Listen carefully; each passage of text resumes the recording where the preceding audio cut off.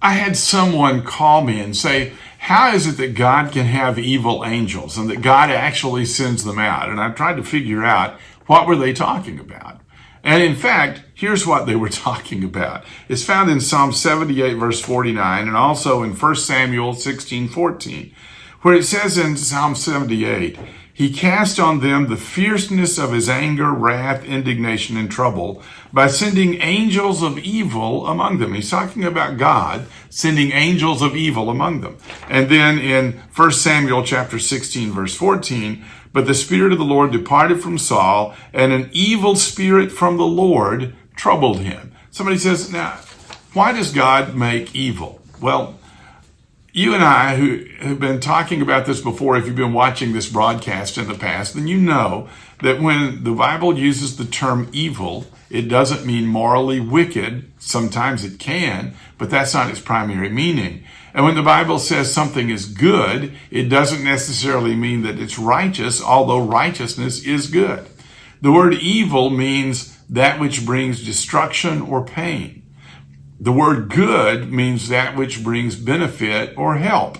And so righteousness is good because it's helpful to us. And wickedness is evil because it's destructive to us. But when it says that God sends out angels of evil, I find it interesting that more modern translations say he sent out angels of destruction. And when it says in 1 Samuel 16:14 that Paul had an evil spirit from the Lord, it is a distressing spirit from the Lord. It doesn't mean that God sent sinful things to Saul or that he did sinful things to those who disobeyed him. But he did bring destruction. He did bring pain. And in that sense, they're called angels of evil to bring trouble on men from God and to execute the judgments of God. Angels appeared to Jacob, by the way, in his dream. And I had somebody say, what does this mean? In Genesis 28, verse 12, the Bible says that Jacob dreamed, and behold, a ladder was set up on the earth, and its top reached to heaven, and there the angels of God were ascending and descending upon it. What is that talking about? That the angels are in process. They're bringing the judgments and the providence of God to earth, and they're bringing the prayers and reports back to God about the people on the earth. They're constantly in that process. You and I are in a place where there is a constant process of angels parading near us, and we just don't even see them.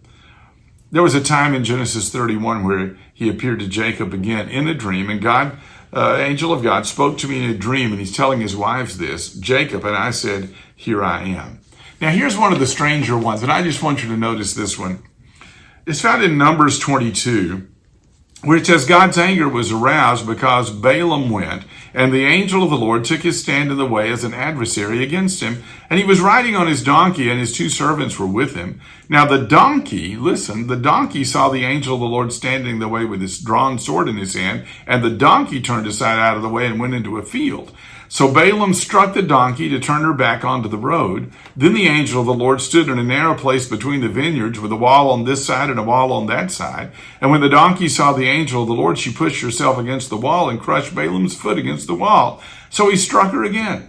Then the angel of the Lord went further and stood in a narrow place where there was no time to turn to either the right hand or the left. And when the donkey saw the angel of the Lord, she lay down under Balaam. So Balaam's anger was aroused, and he struck the donkey with the staff. Then the Lord opened the mouth of the donkey, and she said to Balaam, what have I done to you that you've struck me these 3 times? And Balaam is so mad he doesn't even notice the donkey's talking. And Balaam said to the donkey, because you've abused me, I wish there were a sword in my hand, for now I would kill you. So the donkey said to Balaam, am I not your donkey on which you've ridden ever since I became yours to this day? Was I ever disposed to do this to you? And he said, no. Then the Lord opened Balaam's eyes, and he saw the angel of the Lord standing in the way with his drawn sword in his hand, and he bowed his head and fell flat on his face. What's the point? The animal saw the angel of the Lord before Balaam saw the angel of the Lord. Was God just miraculously opening the eyes of the donkey, or is it possible that animals perceive things that at times we can't perceive? I don't know. I don't know what exactly that means. I do know that God was stopping Balaam from doing the things that Balaam was trying to do for money.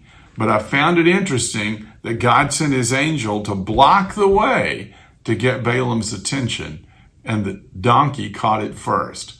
Are angels here? Yes. And in fact, animals have seen them. Isn't that incredible? We're going to talk more about this later. But the fact is that I think angels do have a part at times in discouraging us from doing the wrong thing and encouraging us to do the right. And we don't even know it. Thanks for watching.